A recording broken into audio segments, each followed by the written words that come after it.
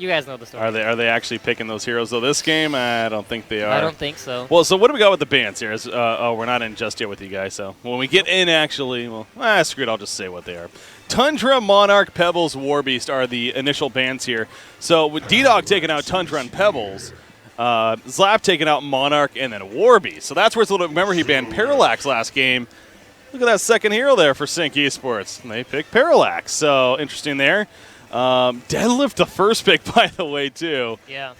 Okay. I mean, so is that surprising, or you think this is something we maybe could have expected? I think at LAN, that is one of the most scariest first picks you can go up against. Because it screams cheese. Yeah. Cheese, cheese, cheese, cheese, cheese. So if you're Slap right now, that's probably the thought going through your head. They want to push, they want to push, they want to push, they want to push. But I think that's a trick. I feel like DDoG, they're not the team that would ever push you down. And it's so easy for me to sit here and say it. I know if I were in Slap's shoes, I'd be thinking push, push, push, push, push too. Yeah. But in this game that Imbaboy does a lot, where he opens a draft in a certain direction and then swaps it up. Halfway through, he goes from push into a map control draft. And this is exactly what DDoG probably is doing here too.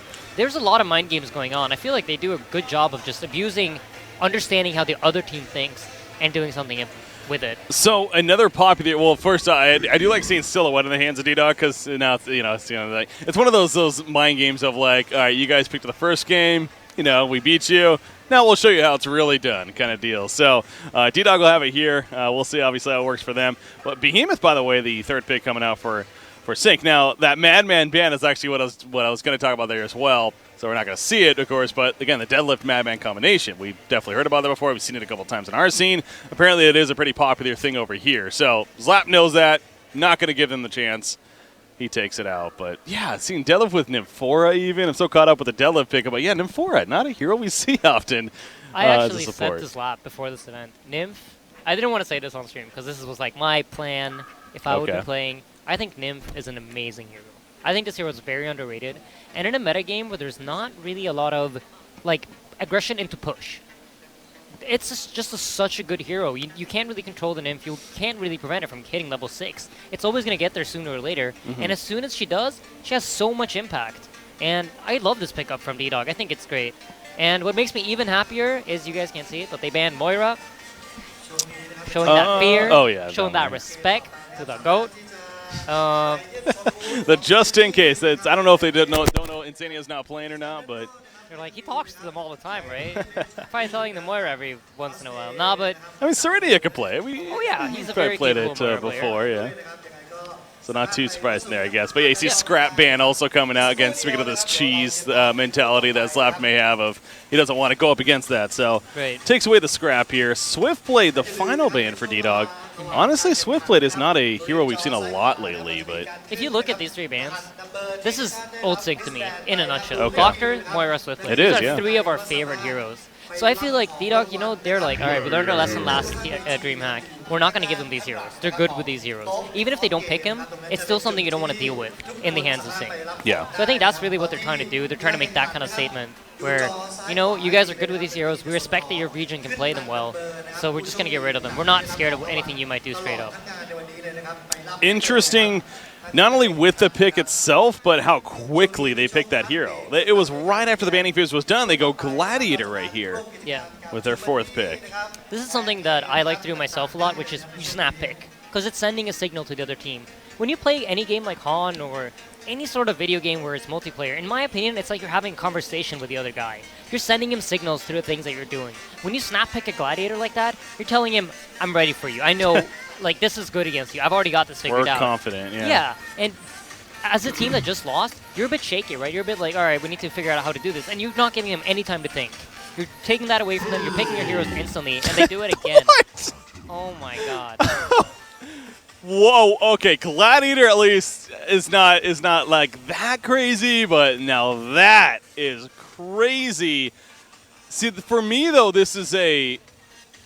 God, DDoG better know. I'm sure they know what they're doing with this artillery pick, but man, you're up 1-0. You prove that you can beat Sync on like a level playing field. Why would you do something really radical here? Hey, maybe they're gonna really blow Sync away. They're keeping them on their toes, I'm sure. So this is prepared, right? You don't pick Gladiator artillery based off. Let's just have fun. This is something that they prepared. And I like when I see this. When you prepare a 2-game series, you win the first game, you run the slightly weirder strat the second game. And for me, I feel like Artillery's like, you don't see him a lot, but he's not a bad hero. It's a hero that has a lot of firepower, literally. And I remember when this hero was first released, I talked about this a lot. I feel like any hero that can deal damage at 2,000 range, I know it's slightly less now, but at that kind of a range is just so strong. He'd never expose himself to being killed. He's always very safe. So I honestly, if they figured it out and know how to play it, I don't think there's anything wrong with it at all. So I will say, you're right there, but I do wonder. Again, they picked it right after that 4th pick, Pearl, happened. Now, part of me wonders if they kind of second thought that and were like, wait, should we have really done that? Because Pearl's fantastic against Artillery. That ultimate prevents him from being any use in these fights. So that is a major concern for me right off the bat here for DDoG. Will it truly affect them again? All I got to say though is I'm very curious to see how they run it, because you are right. I mean, you look at the skill set of the hero. Yeah, the range is actually a fantastic asset. LRM's a strong tool. Of course, everyone knows this hero from Mid Wars, if anything, and he's fantastic in that style of game. Now, so what is his weakness? I mean, his weakness is escape, right? Weakness is getting away from others. And is it maybe farm? You think? Is he a slow farmer or? How are we going to see him played? Like, what is even going on here? He's a support player, dude. Bad Bats is playing it. Okay. Yeah. So this is going to be run as a position 4. Basically what Slap's doing for Sync. I think for them it's like, it's more so about, imagine this in your head, right? You grip someone with Deadlords. That's their initiation tool. Or you catch them with Gladiator. All very long range abilities. Yeah. And normally if you use like Gladiator's combo, you'll get them down to about like 20% HP. What can do that last tipping bit of damage LRM, at range? LRM, it's perfect for that. You're so right. Whereas Sync needs to really commit for their fights. And even looking at like their carry choice, Silhouette. This is a hero that can very easily jump in, do some damage, jump out. They're playing this game very safe. And you know what hero needs the enemy team to overextend and group up a lot? Behemoth. I feel like this is probably, partially at least, a response pick to that. And I mean, even if you look at Malikan, the overall feel of Sync is like it's very AoE heavy. They don't have that single target damage where they can go kill, kill, kill. But Mick is on a hero that should technically win his lane, and that's always worrisome. Okay, Mickey playing. Yeah, I'm so caught up with that artillery pickup that you're right. Let's take a look at Sync here. They finally picked Malikan. Mickey playing the Parallax, as you mentioned right there. That is not something we see him play often. Hell, we saw him play Pestilence last game, and now Parallax this game. Is that a smart? I mean, I assume he's been practicing these heroes, sure, but man, it feels weird when we talk about a star player like Mickey, all of a sudden playing these different heroes in this grand finals here. Yeah, and this is something I talked about, how you don't want to see the team change things up too much after a loss. You want to see them still do their thing.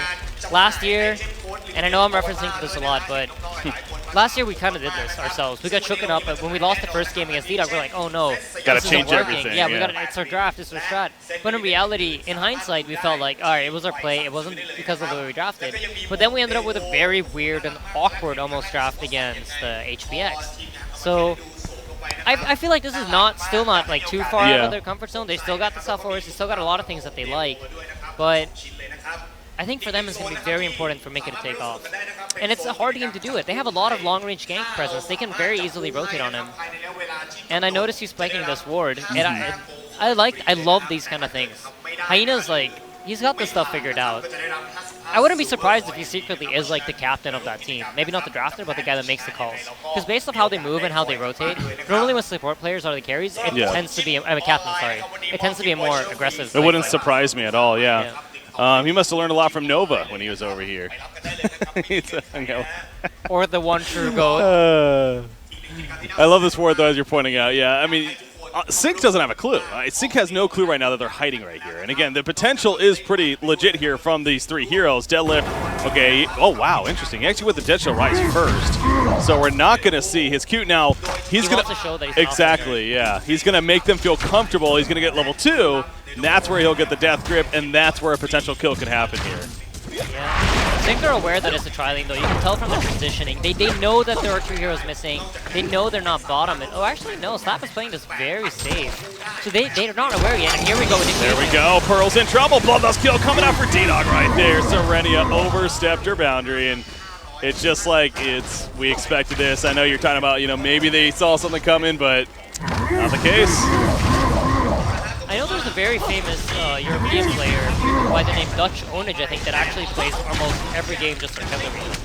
And, hey, I've seen him do work with that hero, so I'm interested to see what he does. I think he even jungles it sometimes. The artillery there, yeah. So they, well, like a Ring of Sorcery even. I've seen that idea in the past, yeah. So apparently we're going to queue up the Bloodlust skill right here for again to check it out here. Here in what is now game number 2. Again, he just saw, really is nothing to it other than they just simply did not expect those heroes to be where they were. But yeah, it goes back to the artillery, the power, the potential of him. You're going over this idea with the LRM, and what's a great hero that can assist as a secondary support really for these long-range grasps, these death grip, the pitfall from Gladiator. Hey, LRM, fantastic for that. So. Yeah, but just like you, and I'm sure everyone tuning in is also very intrigued to see how Bad Bats here not only levels up, but kind of skills up here. And he actually does get the early Amulet of the Exile. So, Ring of Sorcery, going to the jungle, I mean, that could be possible here. Yeah, no, definitely. And it's actually so smart. I just feel like now it makes so much sense, right? Like the way they're playing it, the way they're doing it. This is one of those things that could become a meta thing. I really feel like it. He makes so much sense in a tri-lane. He does so much damage, he can do it so safely, but this is a huge misstep from Sync. Serenia placed this ward in vision of probably the strongest counter ward at this event, Hyena, and he instantly just drops a sentry ward, finds that ward, and when you're tri-laning versus tri-laning, controlling the side area is just so important, because you can do exactly what DDoG just did, initiate from Fog, and that's really how you find most of your catches. So getting control of this area is going to be huge for DDoG. There's Hyena, right on cue. Rev Ward's down, takes out the Ward of Sight, going to take out the Rev Ward. A little bit of nice bounty there for Nymphora coming out as well. So, yeah, that's the other thing, having Nymphora, of course, that grace of the Nymph, which I'm actually curious. Maybe he isn't going to level that up. Being up here has that stun to take advantage of, and the Volatile Pod here actually already has the 1 point into it. So, you've been a support player. You said you like Nymphora. Would you like to see the grace of the Nymph, or are you fine with this more aggressive style of build? Me personally, I like to go for that grace of the Nymph into the stun build, but in this game, I actually like that he's going for the heal. They're very low on damage on Sync before they get portal keys, and they're very low on burst damage in particular. So for this game specifically, I like the build that he's going for. Sure, the Grace of Nymph is great, especially with artillery, but I feel like he doesn't really need it right now, the way the lane is going in. Maybe 1 point at level 3? Yeah, that's what I'm curious. Yeah, again, to see what Hyena continues to do here. Obviously very comfortable with it. Throws on a Volatile Pod for the heal purpose right there. And the team kind of sticking together currently. Deadlift does have, he actually went the first item ring of the teacher here.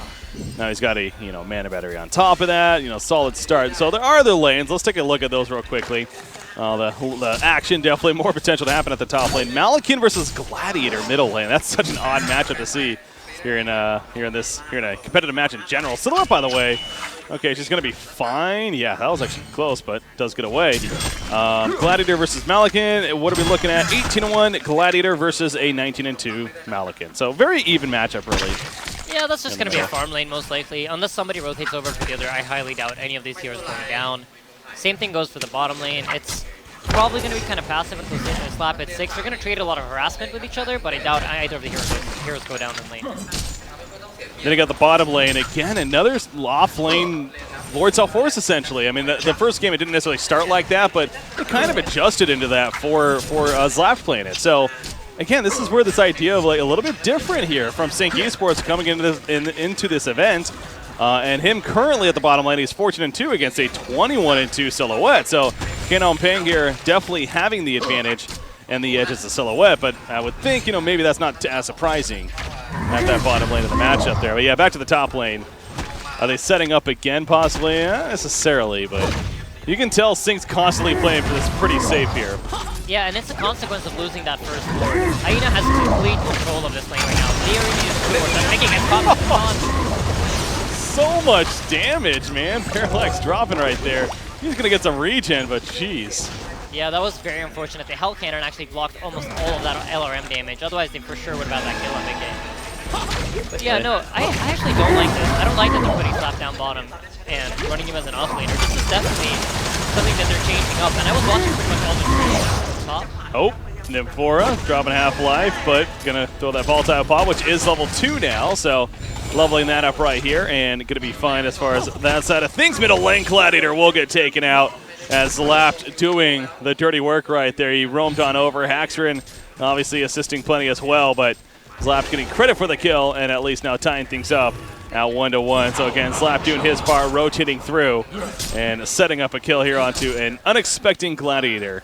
That's what it seems like. I mean, they don't really have the most vision in this area other than at the bottom lane down here for their side. No, for sure. Their vision is up in the lane top completely. It's like not covering mid at all. So, but I want to say this. I think this is where Slap's comfortable, right? When he's in the jungle, when he's able to rotate in from Fog of War all the time, this is what he plays every day. When he's down on that suicide lane, he doesn't know. Like he's not comfortable there. Yeah. I feel like they're trying to be like too fancy about it. Just run him in the jungle, put a Behemoth suicide against that tri-lane top as Mickey gets caught and instantly purged off. Wow, didn't even think about that. It removes the deadlift grip. Huh. That kind of helps a little bit then. If you're, see, this is why Pearl I've always thought is kind of a fascinating hero, because when you think of defensive heroes, supports, obviously, Pearl has to be at the top of the list. I mean, that right there is a prime example. I think people underestimate how many things truly can be purged, and that's just another example. You mentioned Death Grip coming out, purged off immediately from Pearl right there. So obviously something that they can take advantage of now. Again, the bubble we mentioned, great against artillery in general too. They do lock down Parallax. There's the combo yet again coming out. There's the purge, a big pitfall though on all three. Parallax goes down, down go the other two. What a hat trick as a team there for DDoG. That looks so beautiful. Gladiator, of course, the big part of it with a call to arms. Yeah, and again, this is just the consequence of losing that first ward. If they had that ward up, having the side control but below the tier 1 tower, they would have never gotten rotated on by that Gladiator. Luckily for them, though, Slap does get a kill in the safe lane. We're going to see that once again here very shortly, but what an initiation right there. And again, yeah, you'll get a better idea of how it truly worked out. All of a sudden, that pitfall hits, and completely unexpected. Look at them. They're perfectly clumped up. I mean, hindsight, we could argue, but is that a fault at Sync, man, if we're getting so close together and so clumped? Man, they just set that up perfectly, though, for that pitfall. So the things that led into that event were really like, first of all, he pushed out his lane in mid, making sure that Haxner is farming under his tower, unable to call the mist until the creep wave pushes back out, so he knows if he's not there or is. So that gives him like 15 seconds to run up towards the top lane, and then not having a ward is the second thing that allows that to happen. Now Slap is getting pressured, they're stealing some stacks here, not letting Slap just free farm it. Yeah. Yeah, and that's, again, another thing that artillery can do, you know, kind of poke in right there, harass, steal some farm, as he essentially did right there. So you see artillery, by the way, 220 gold per minute. He's 1-0-3, so fantastic start, really, for him. Gladiator, of course, who roamed to that top lane, nearly 400 gold per minute. Now, we've seen a bit of Gladiators on our scene lately from different teams, and we tend to see it more of this supportive style, this tablet of command earlier on, Sackstone. He's going Assassin Shroud. He's going this damage-oriented Gladiator that we've used to in the past as a top over here. Nymphora, he is going to be fine. Nuke from Lord Sunforce. Okay, the Undying applied. That might... No, he should be fine. Yeah, I don't think he'll go down. He should be. Oh, yeah. 20 life. You know what's funny? When they fissured, Serenia didn't use his World Bubble. And I was like, wait, what? And it does 80 damage, and he had like 60 HP. So unfortunate. Yep. Yeah, no, he had 20 at the end there, as he was telling the truth right there, as far as how much life he had. But talking about the Gladiator, I'm interested to see if he's going to go for Shroud, then maybe into like an Alchemist Bones. Yeah. They've been showing signs that they really like to drag this game out. So when he isn't going for the Alchemist Bones right away, he's going Shroud. If he doesn't go Alchemist straight after, that means they want to end. That means they want to wrap this up early. Silhouette actually took out the bottom tower. She did die once to Slap in lane, but getting that tower kill, now she's sitting at 400 GPM. She's doing fantastic, not taking any heat at all. Yeah. And unless Behemoth gets the Blink Dagger, portal key, I'm going to make a point of saying it right. There you go. Unless he gets a portal key, it's going to be very hard for him to deal with that Silhouette. They don't really have that instant catch, except for the Parallax, and that's not really the kind of hero that you want to use for it, as he's going to get initiated off in the top lane. Yeah, nothing Parallax can do. Oh, God, that lock is ridiculous. He gets pulled back even, but he's going to be fine, actually. This could be bait here in favor of Sync Esports. Not Gladiator, yeah, he is going to be turned on big time, and they will eventually get the kill on him. All 5 Sync players end up there, so obviously Parallax is a difficult hero to do that against. I mean, we saw the damage. It wasn't the most. Parallax able to survive it, and eventually, even though he got pulled back, still kind of that threw things off a little bit for the Legion side there. Right, he actually had the full charge on his power supply, and that's the reason he survived that. But, like I said, if artillery was up there, that's that extra little bit of damage that they were lacking. They were using it to farm the jungle. So, Tip is going a bit ham with his fissure. God, with the audio that they have here in the base and everything, I sure hope we have a behemoth that doesn't do that. That could be something. Yeah, he's those fun moments there. Zive mentioned playing the behemoth. Mentioned the portal key again on him. As always, really such a key item and clutch item to get. He's going to need a bit of time here. It's definitely not set up to this game early on, at least, to do well with it. But a hero that is set up pretty well to farm is, of course, Haxer on Malikan here. 400 gold per minute, just about 1,800 gold saved up. There is the Helm of the Victim. So it's our case of will he go the Insanitarius or the Whispering Helm first? Doesn't really matter. I mean, he essentially gets both in the end. I think knowing Hax is the Whispering Helm, right? He likes to farm. True. He likes that 1 million GPM carry kind of style. So I'd expect him to go for that. Start stacking up the Ancients, taking them out. Especially when you're in the mid lane, it's so easy to do that. It's so close, so nearby. But we didn't really talk much about the Malikan pick. I think for them, it's about we want to take these fights, right? Malikan's a hero that can really fight early. He can be in there. That bonus armor that he gets from his ultimate ability is so key. Yeah. And just especially those early fights. We got 1,500 gold lead in favor of DDoG right now, and a 1,500 experience lead in favor of Sync Esports. You got Artillery here at the top lane. Yeah, and so you're mentioning a lot about this range here from Artillery and what he brings to the table as far as assistance with this makeup, but again, his ultimate is actually a pretty powerful tool, up to a 4-second stun here with that homing missile. I thought it was something else, actually. So homing missile here from Artillery. Because, obviously it's always fun when we get these heroes that we don't see often. Have to really refresh on what these abilities are actually even called. So, but yeah, excited to see how that continues to progress. But you mentioned this earlier, though, too. Silhouette has kind of really opened up quite a bit. Alkbones is clearly an item that they love over here, at least on DDoG side, but I have heard, the Tyacine, of course, a fan of it in general. Middle lane, Gladiator. Yep, he is going to be picked off right here. So well played onto him right there, as Insanitarius is purchased by Malikan. So here comes their push. Another Alkbones? Are you serious? Who picked it up? I didn't see it. Deadlift just picked one up too. All right, so they're not going for that heavy push style. I think that might even lead into another Alkbones on Gladiator, depending on his farm. I feel like they're really making a statement that, you know what, Sync, you're not picking push, you're not picking that aggressive heroes, then we're just going to outplay you. Because Sync can't really punish it. They don't have that kind of a, let's go 5 and just group up and take all their towers. Why not? Especially not into Gladiator or Artillery, right? Can't punish the greed? We're going to greed on you. Speaking of that, Artillery here at the top lane, the other end, no chance. This time, no chance for Mr. Parallax right there for Mickey. And if we're, however, may get caught the heel, is it going to be enough? Actually, no, it's not. Malikan doing too much. That Insanitarius, that blue sword, even the Enchanted Flames right there. More than enough damage as the bottom lane. Deadlift in trouble. The Shockwave coming out. The Undying is up. Is it going to be enough? Probably. There we go. The nuke just to secure it in favor of Lord Salforce coming out. So nice momentum here for Sync Esports, actually, in a couple of different spots. Again, they lost Parallax at the beginning of that, but overall, not too shabby. Another Alkbones. This one picked up by Lord Salforce, actually, coming out here. They're responding to greed with greed. I personally would have preferred to see some kind of aggressive item, maybe try to punish this greed, but you know what? This is why they want to battle it out, then this is what they're going to do. Hopefully they can get some farm tool on Haxer, and I don't like the Insanitarius pickup when they end up doing that. Like, why do you pick up the Insanitarius on one hero and the Alkbones on the other, right? Yeah, it does seem odd, yeah. So. I mean, now Malikan, to be fair, that's like his build. That's like what we see on him anyways. But no, right. I definitely see what you're saying, though.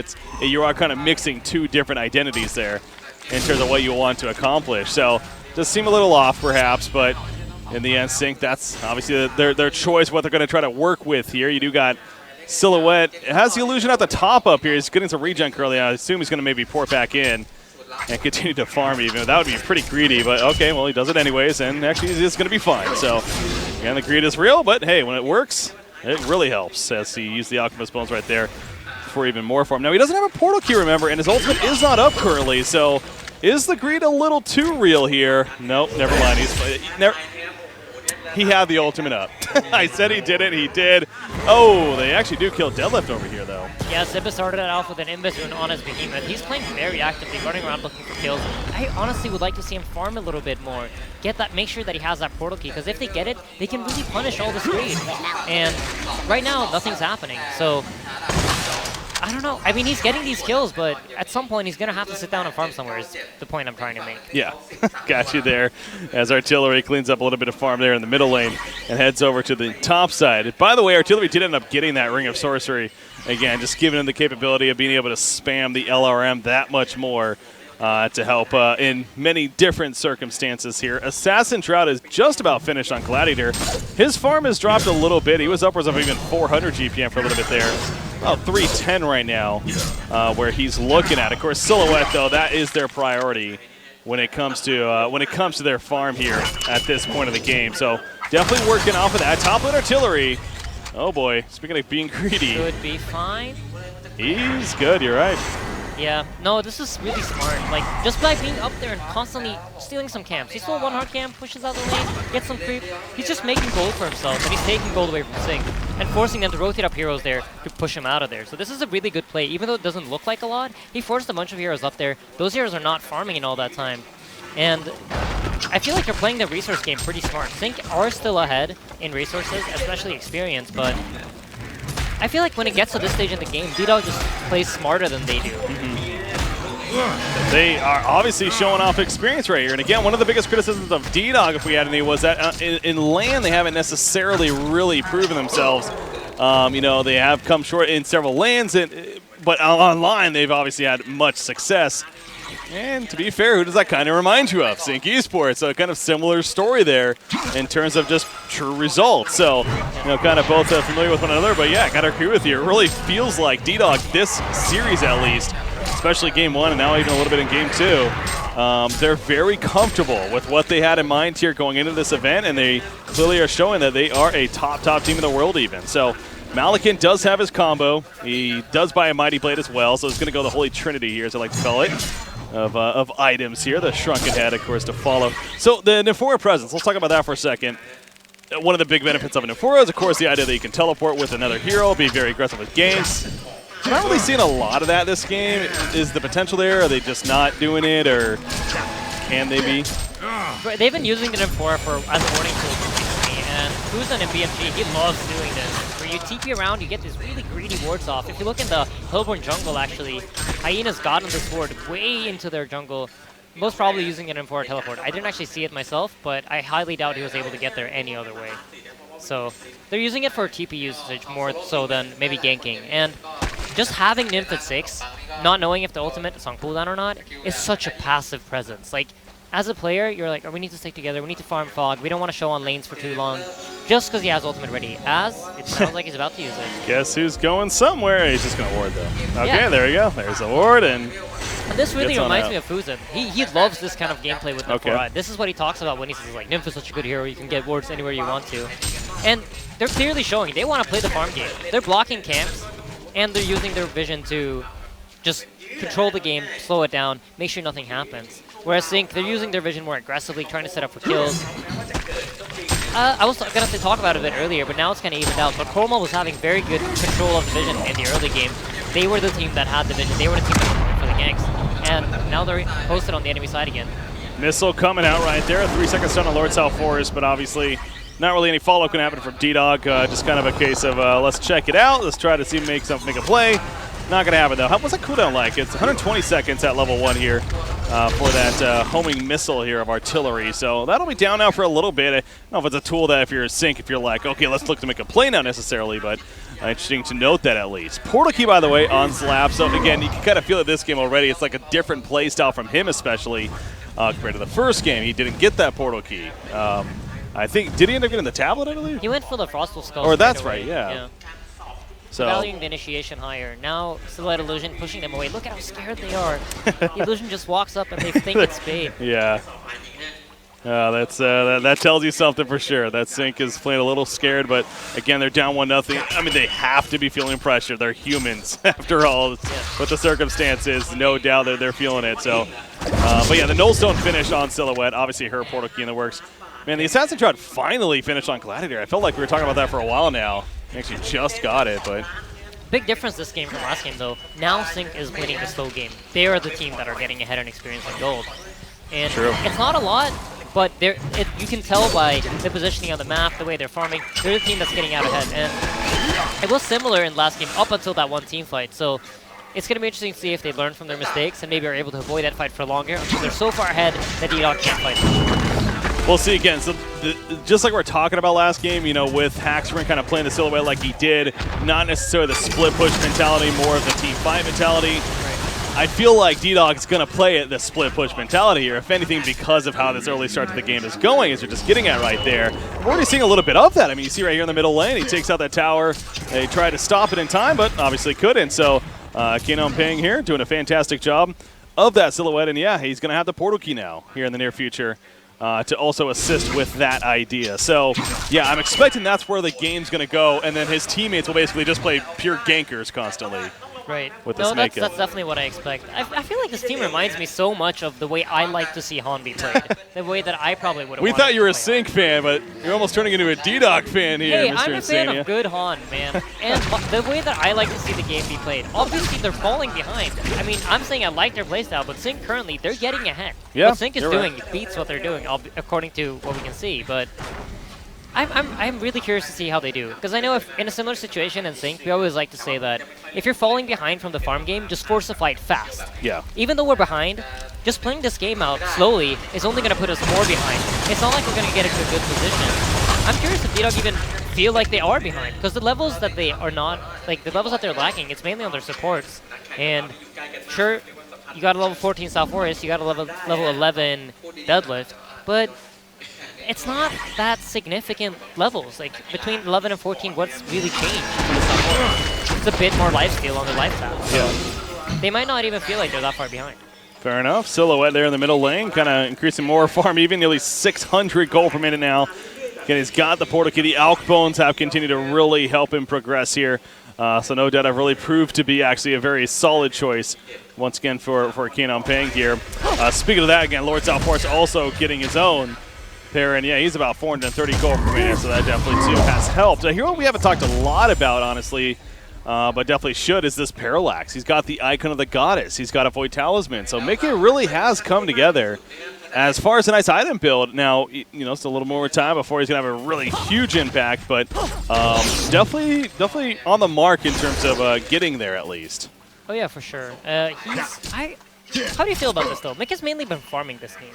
I feel like when you see Mika shine, this is not the playstyle that you like, the position in general you like to see him in. You like to see him playing from that ahead position where he can roam around and set up plays. Sure, he's farming well, but I'm just not sure if this is where we like to see Mika.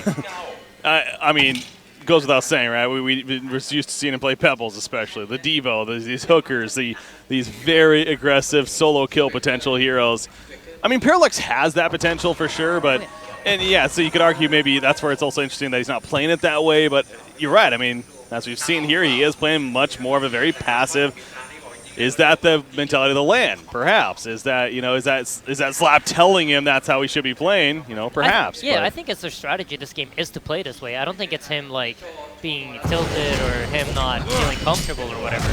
He definitely is, like, playing a hero that he likes playing.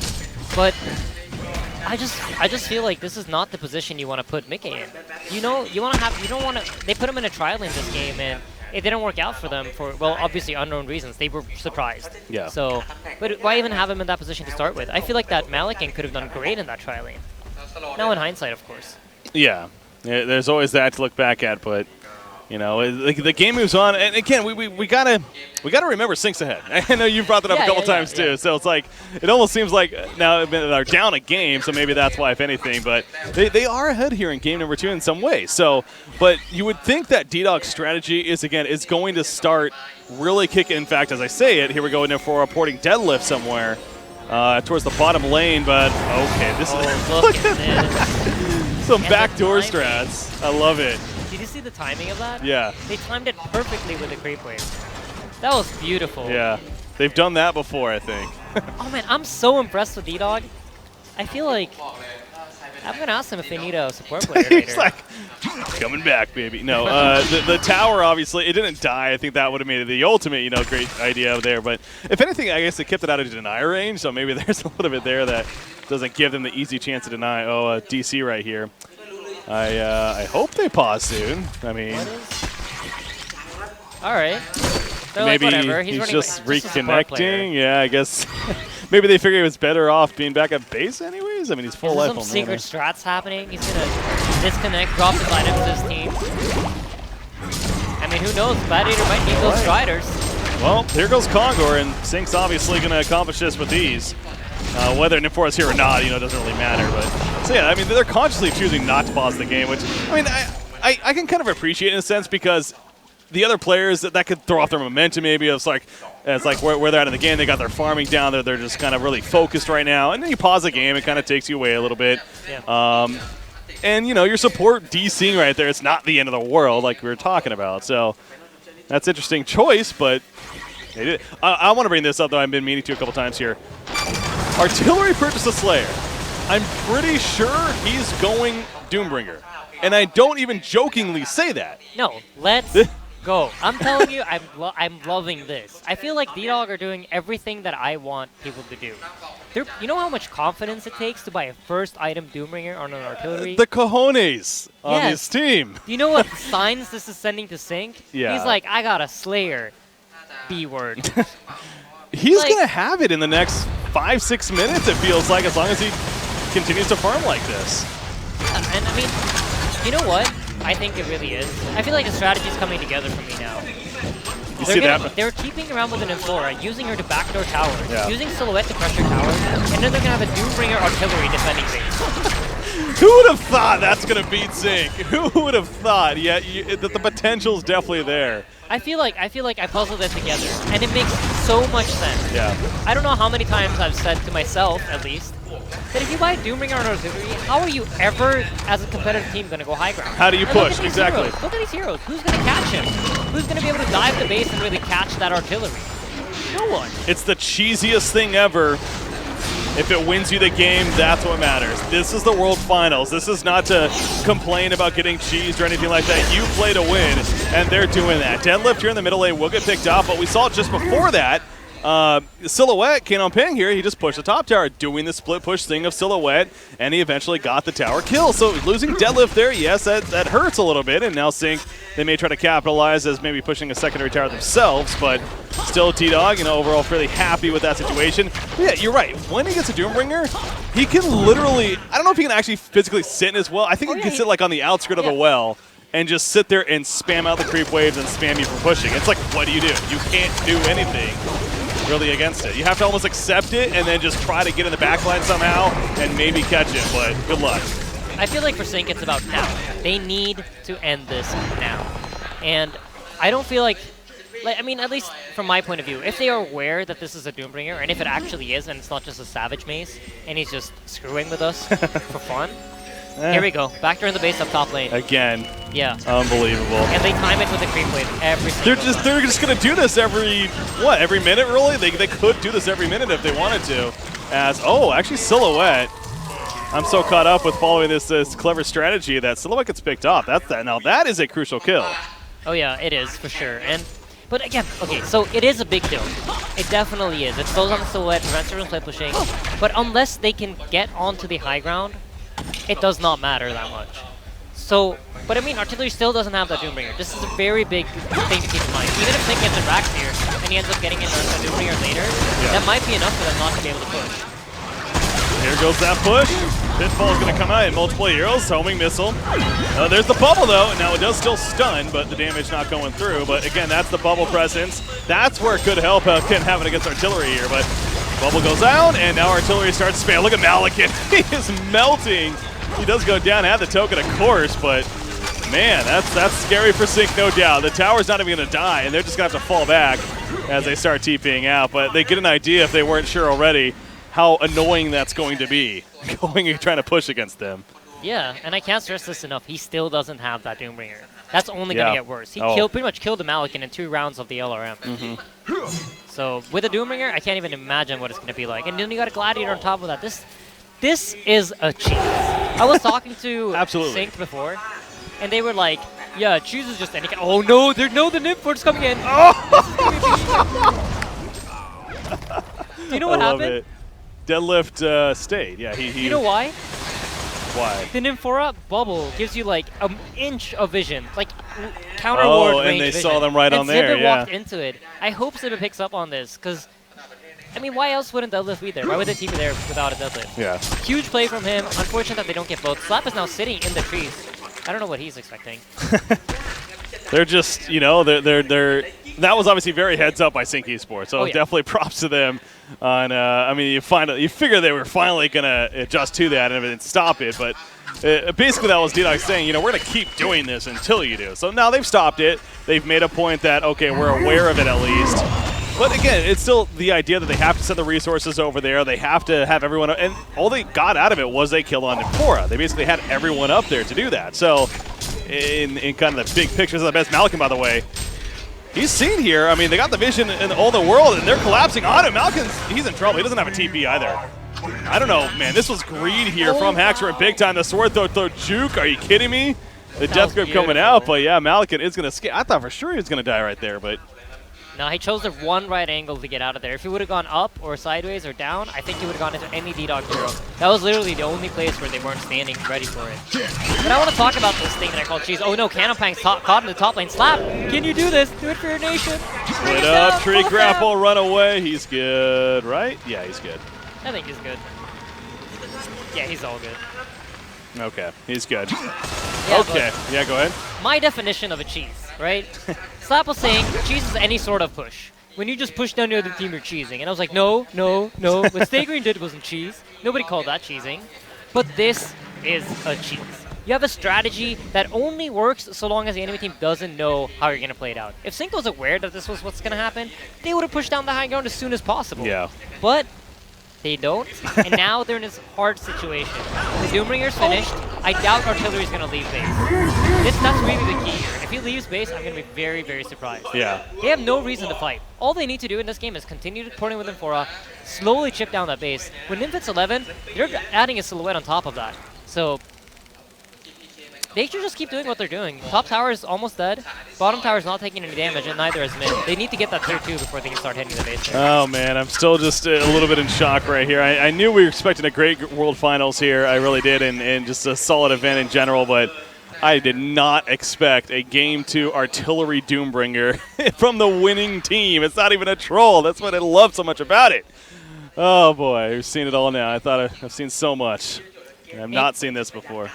I always say statistics lie, but I don't think statistics have ever lied as much as they are in this game. No. 15,000 experience and 6,000 gold have never mattered so little. I don't think that matters at all. Yeah. In a Hauntor game. It does not, because they got that to protect, and then they have Silhouette to split push. It's like literally there could be 2 heroes in the game right now, Artillery and Silhouette, and you could give them a shot at winning. Now, you know, that's maybe a little extreme, but you get the point. The point is there that that's just what DDoG is really relying on to win this game. And then you throw, you sprinkle in the Gladiator effect, the call to arms in the fights when they eventually happen, the pitfall. The Nymphora constantly TPing, and there we go again. Where are they going? They're going to the middle, right on top of Behemoth, actually. Nymphora actually, okay, so again, Deadlift, he ended up getting away at the last second, so Nymphora is going to be left alone and will be killed. So, again, definitely give Sync credit here as far as stopping these cheese attempts, but here comes Silhouette now, the Veiled Rot. She's going to sneak on in. She's got the Geometer's Bane, and she's going to slowly dwindle away at the tower. So, again, we clearly know the game plan of DDoG. It's just dwindle away at the towers. 33-30 for the Glyph. Okay. Yeah, I'm just going to write it down. 5 minutes, yeah. Yeah, this is a big deal here. So, you know what? You're actually so lucky you got me as a caster. Because at DreamHack Winter 2012, Frenetic Array or PD Esports, they tried to do a similar strategy against us where they had Nymphora, Warbeast, and Wild Soul. And they were just Nymph TPing around. And I think that game ended with us having like a 70k gold lead. And I was actually microing like 3 or 4 couriers around the map just finding those Nymphora TPs. Yeah. And I'm going to tell you, that's the key to beating this. If you can have couriers find those Nymph TPs and then just have Behemoths sitting around in your base, you're going to kill them. You're going to punish them so hard every single time. Portal Key now purchased on Deadlift. That gives them so many more options to where they can Nymph to P2. So I want to clarify, you can't do that anymore, obviously, because of the couriers. They're not controllable. Oh, I think they You cannot purchase those. Those are not in tournament rules. Wait. They are not in tournament rules. They are not eligible in tournament rules.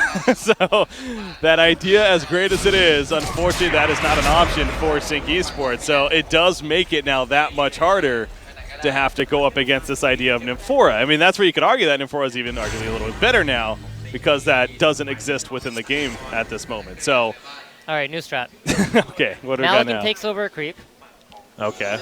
They post haste to it, and then blink into the enemy base, catching the artillery off guard, swing the Doom. That's what they're doing, by the way. Okay, they're showdowning.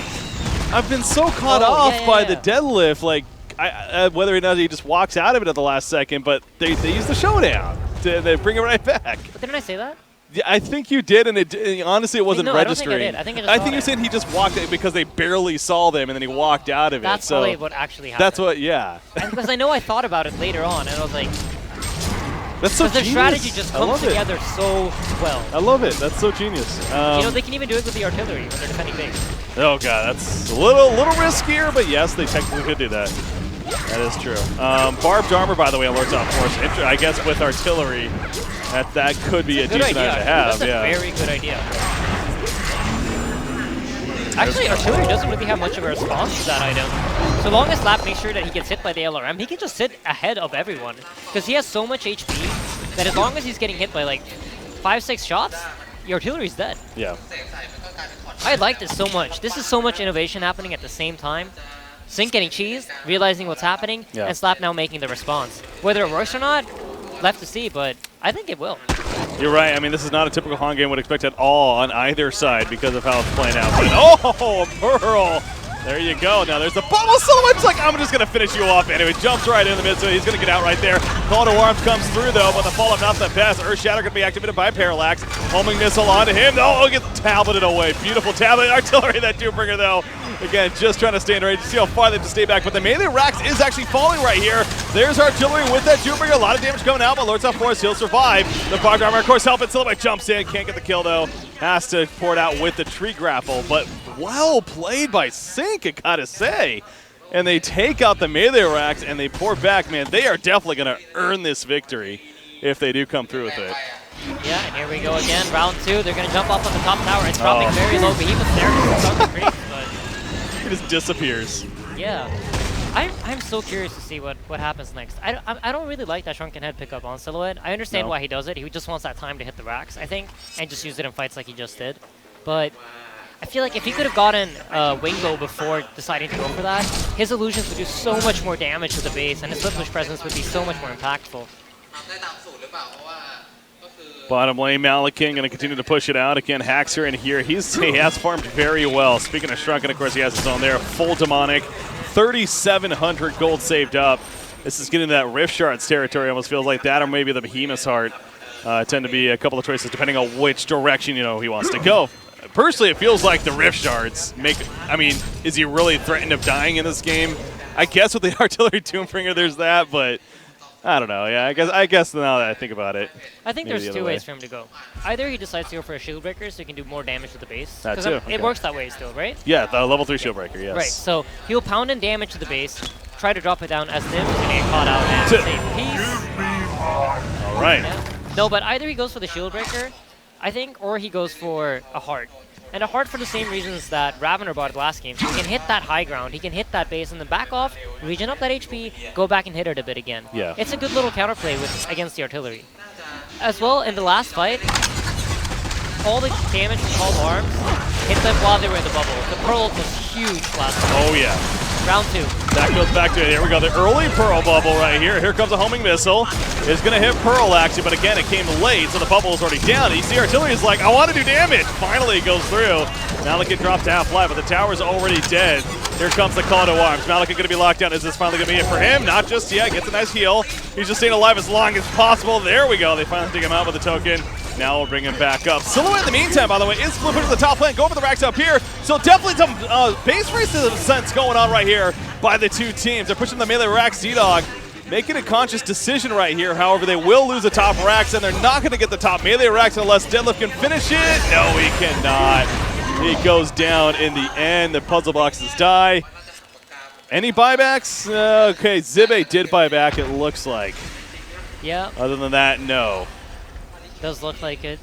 I think that was interesting. They could have gotten the melee racks, but instead he tried to go for the hero kill. He actually used the onslaught on Parallax instead of the melee racks. Yeah, that's a mistake, I think, for sure.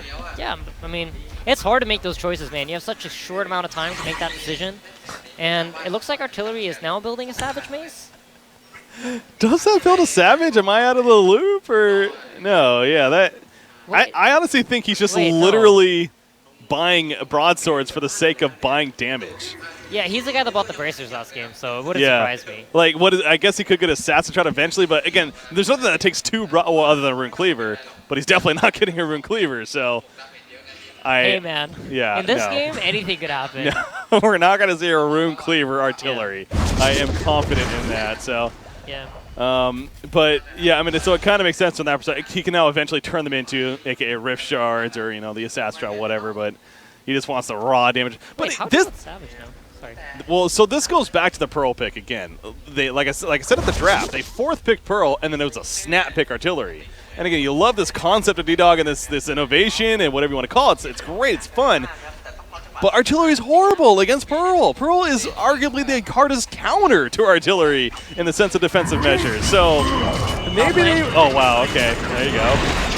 Ports in, gets the kill, and then gets. The funny thing about that, as I was kind of talking about, I saw in the corner of my eye, Sink was literally up here for the last like minute or two, waiting for that to happen. Yeah. And then it happens anyways. No, it's going to be hard for him to get that last lane of racks. So this is another thing. You want to get so far ahead with farm that you can just use these two heroes to push the base. Because, I mean, there's not really much presence that could kill them. As long as the Pearl is there, they can pretty much keep on pushing for at least 6 seconds. There's no way the DDoGs can run into them, jump into that Pearl with Artillery. That's not going to happen. Yeah. For them, good timing. They really need to jump before. Oh, they might look to go right here. The LRM hitting a little bit.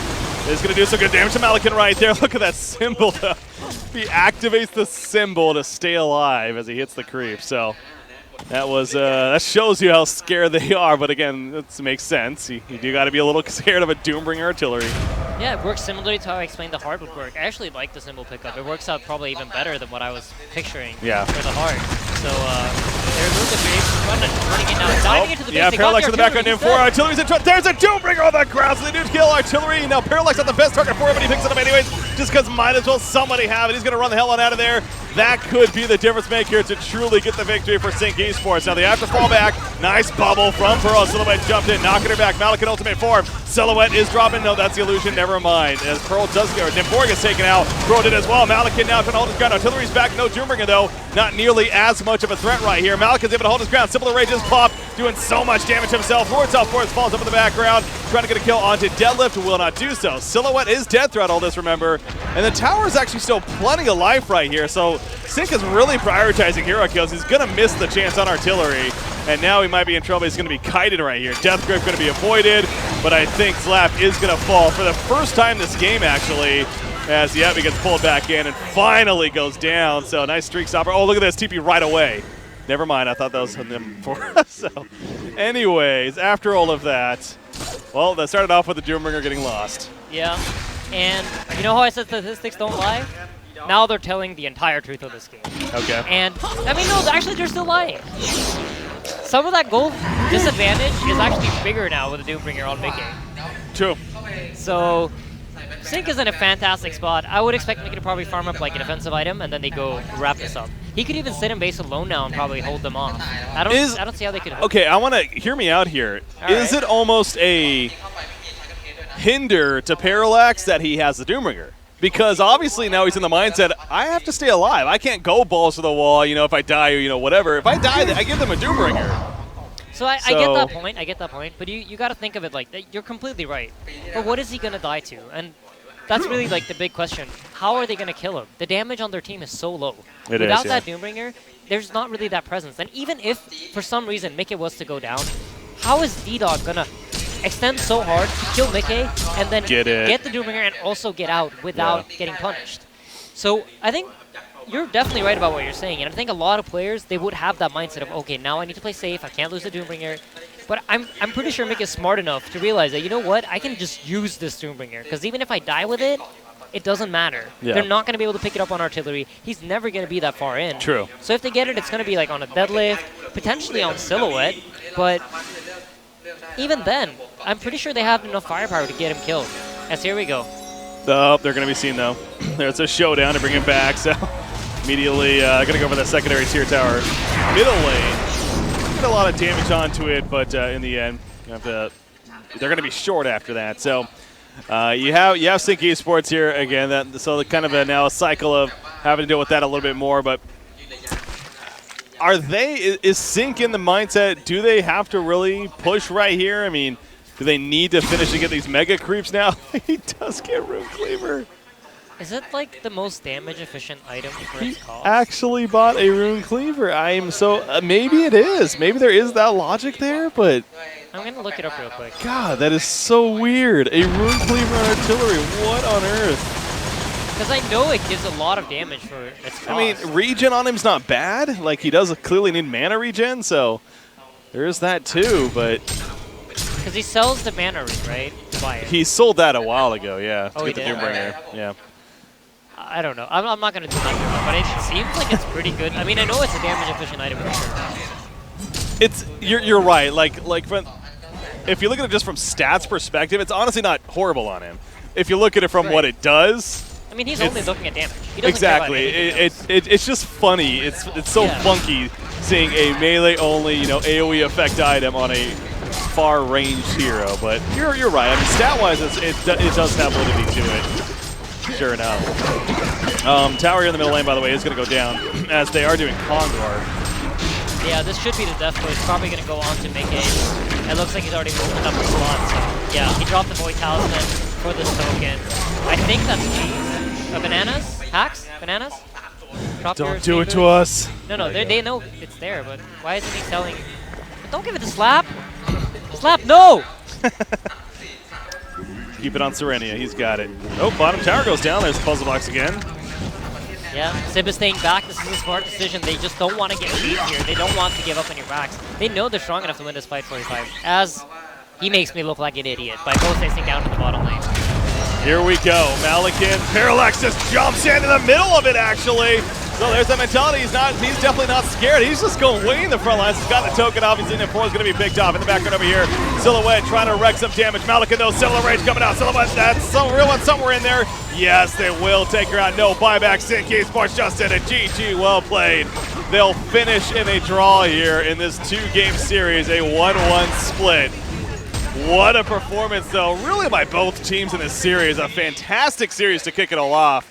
But Synced will at least get the victory, and that's got to be a sigh of relief, because if you go down 0-2 to start off the day and it gets a very good team in DDoG, all of a sudden you're in a different spot. But a split, I think Sync will take that, and I think DDoG, the kind of both teams are in that spot of, will both be satisfied. I think they're both happy with that. Honestly, if I was playing on DDoG, I feel like Sync didn't beat us. Yeah. We messed up. Of course, that was a great play from Mickey to dive in that far and make sure to kill the artillery, right? He bounced through 2 heroes. I wish we had the replay of that team fight. And I think we might have some highlights here in just a minute. He minute. jumped through 2 heroes to get to him even. And just that play pretty much won them the game. Yeah. But I'm pretty sure from DDoG's point of view, it's like, all right, we had that game. We just messed up that one fight, and they got the Doombringer. And after that point, we just lost. I can't believe, as we're seeing the beginning of the game here, as far as again that start, the trial lane catching them off guard. This advances a little bit further on. Already has the Doombringer at this point. Again pushing that top lane, but it really shows you that Sync had this mentality of they have a Doombringer artillery. They're constantly split pushing. We're going to push ourselves. We're really going to force the issue. They really kept up the pressure. They did not let that phase them in like, oh, crap, let's go in panic mode. Let's constantly try to defend now, because that would have been playing right into the hands of DDoG, right. And that clearly wasn't the case. As a result, I do got to say, though, I really, as innovative, as fun as, again, the strategy was from DDoG, especially with the artillery, I think the Pearl really screwed up that whole idea that they had. I agree. I think if Hyena was the MVP of the last game, for Sync's victory in this game, if they didn't pick Pearl, and I hate to say this, but don't you agree? It was kind of like a lucky pick, right? Because they picked it before the artillery. Yeah. And I think at that point, DDoG were like, we're committed to this strat. We're going to do this. This is what we're going for. You're right, yeah. And it ended up being like the game-winning hero for them. So they were that close to getting cheese. Yeah. I mean, Sync won. I'm a huge fan of Sync. I mean, everybody knows this, but from my point of view, that was a scary win. And I'm pretty sure fans agree.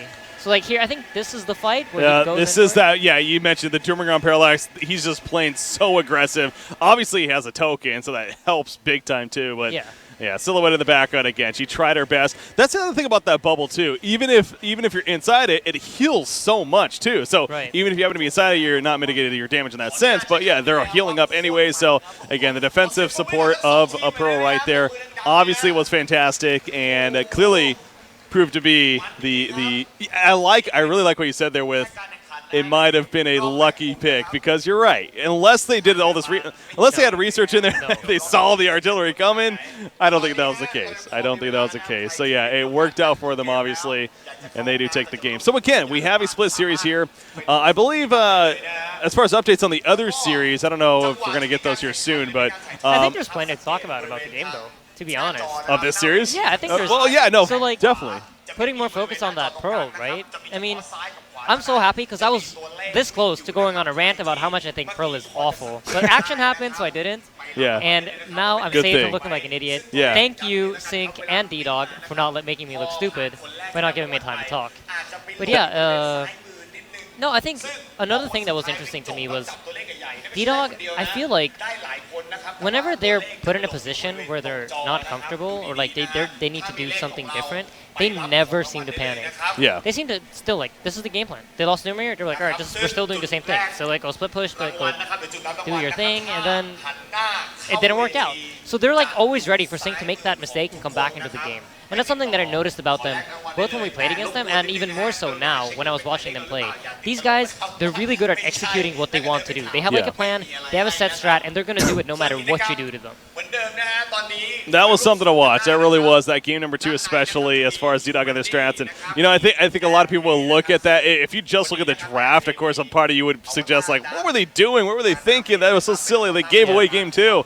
No, that clearly wasn't the case. They had a great idea in mind. They executed in a lot of ways, but they came up short. So, but again, as we've kind of talked about, and like this is the strange things about these 2-game series as well. It's like no one really was victorious in the end. It was a draw. You know, both teams are somewhat happy, somewhat disappointed. So you're kind of left a little bit in limbo in a sense. But again, that is the case here. Now they both have several other matches to look forward to. Obviously, they both still have to play MRR, and then of course Mecha. Now, you were bringing up the point, sticking with Group B right here, that Mecha has the chance to play kind of a spoiler in a sense where, okay, so I don't know why I'm saying it with you. You think that Mecha's going to win this whole thing, so. But Mecha, realistically, Mecha has a chance to play spoiler in the sense that if they take a game off of any of these teams, all of a sudden it throws off momentum for that team and completely ruins, you know, perhaps their chances of advancing on. So that's what I'm excited to see from Mecha. See what they can do. I think that's really interesting if you want to talk about Mecha, but the more important thing in my eyes, because you know they're all really just playing for seed number 2. Mecha seed number 1, MRR, not the case. Sync, DDoG, right? Artmeister's that powerful. Artmeister single-handedly will carry them, and Nikito. That interview was great. Yeah, no, but it's going to be interesting for me because I said this to Sync, I think last night. If you go 1-1 against every team, you're very likely to at least, like, you're going to draw the group. So at least you have to qualify through, like, biggest gold lead, or I don't know what it is, actually, if it's a 3-way tie. But at least you're not going to get knocked out immediately. Yeah. So the series against MRR, for MRR, it's like, if they can 2-0 either of the team, that team is probably out. So the games against MRR are going to be very important. And if either of DDoG or Sync can get a 2-0 victory over MRR, they're guaranteed out through the group. Yeah. So this 1-1 between these 2 teams actually sets up the group for a lot of potential 3-way It does, yeah. It definitely does. Or, you know, it could set up for complete chaos. You know, if more splits happen, then have to go to some tiebreakers here. So, anyways, ladies and gentlemen, we got more action. Obviously, we've been running a little bit later on with as these LAN events tend to do, you know. But we're going to get going here, try to keep things going here to an extent. So we're going to go into a break right here. Our next match that we're going to be set to cast, though, is, of course, Complexity versus Myth. Now, Complexity did win their series against Komochi 2-0. We did see that earlier. They did take that series 2-0. So, obviously, they got some momentum there. But now they have their true challenge of the group in Myth. I mean, this is a team that I don't know if people really understand how good they truly are, and we're going to kind of see that here. Mathematical and Regrosa actually will be casting that one, but I'm excited to kind of watch that as a fan. Oh, yeah, me too. Off to the side. So I feel like that game is most about who gets first seed, who gets second seed. Yeah. And with a Group B like this, getting to play probably, like, it's either like DDoG Sync or MRR. Does it really matter which seed you get? Yeah. Do you think so? Not really. You're right. I mean, no matter what, it's going to be a very tough challenge, and there is no third place match or anything. So yeah, it's really like, good luck, whichever you go up against. So that is a good point too.